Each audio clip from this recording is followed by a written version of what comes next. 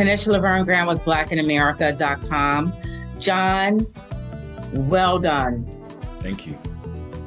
Superb. In a movie that was actually very painful to watch. I think I wept almost the entire time, having had my late paternal grandfather serve in the Korean War and just knowing the story. So this film hit me in a very visceral way. You know, let's just talk really quickly what this character means to you, you know, who Brian is to you at this point. I'm a comic book nerd, movie fan, movie buff, a gentle giant, a guy that a lot of the time was affected by his circumstance more than who he truly wanted to be in his mind, and a soul that I feel like a lot of us can relate to in a frustrated way, especially when it comes to not being heard.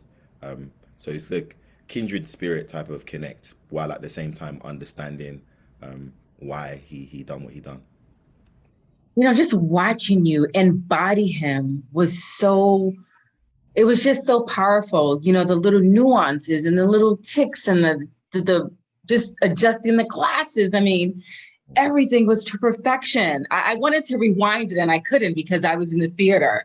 Like I could have watched this movie probably for 4 hours because I kept wanting to take scenes back and just kind of lock in and kind of study it. You know, what resonated with you when you finally learned that this was coming to the screen and that you would be portraying this character or this man, this real life human being? I think first of all, it was the shock that I didn't know about the story personally when it happened in 2017, a few years ago. And it just kind of felt like it happened under our nose. I think at the same time, it's the kind of surprise about the kind of man this was. This is someone who's quite soft-spoken, who wouldn't harm a fly, who's constantly apologizing and being nice while holding up this bank. And for me, as an actor, I'm kind of like, well, that's the kind of confusing nuance that I like with my roles. And so that's something that very much intrigued me to want to come in and join. You know, what do you think has to happen? I mean, this story is so tragic. What do you think has to happen for, you know, the Veterans Affairs and many many organizations, you know, within our country that kind of run interference with need and more importantly, what they deserve?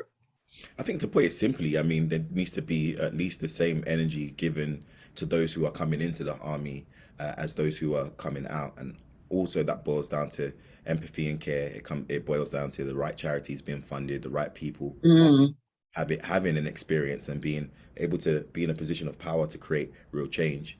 I say in our artistic world, we say it all first starts with a conversation. The conversation leads hopefully to a mentality that people adopt for the rest of their lives, in which they can't just stand by and see things like this happen to people who go out to protect the very lives we cherish, you know.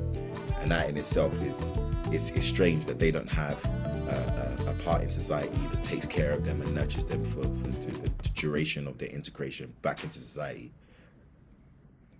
This movie just makes me shake my head. I recently lost my father a year ago to COVID-19, and me and my sister both are daddy's girls. And without giving too much of the film away, the scenes with the daughter just really took my breath away. Yeah. It took my breath away. You know, what was it like, you know, just working with young talent, you know, this young girl playing your daughter? She was so amazing. Yeah, I mean, they try and say push the kids, man, but these kids are well behaved, the ones that they've got now. She was brilliant. I mean, I've worked with a young kid before. I did in Imperial Dreams, and I was his dad.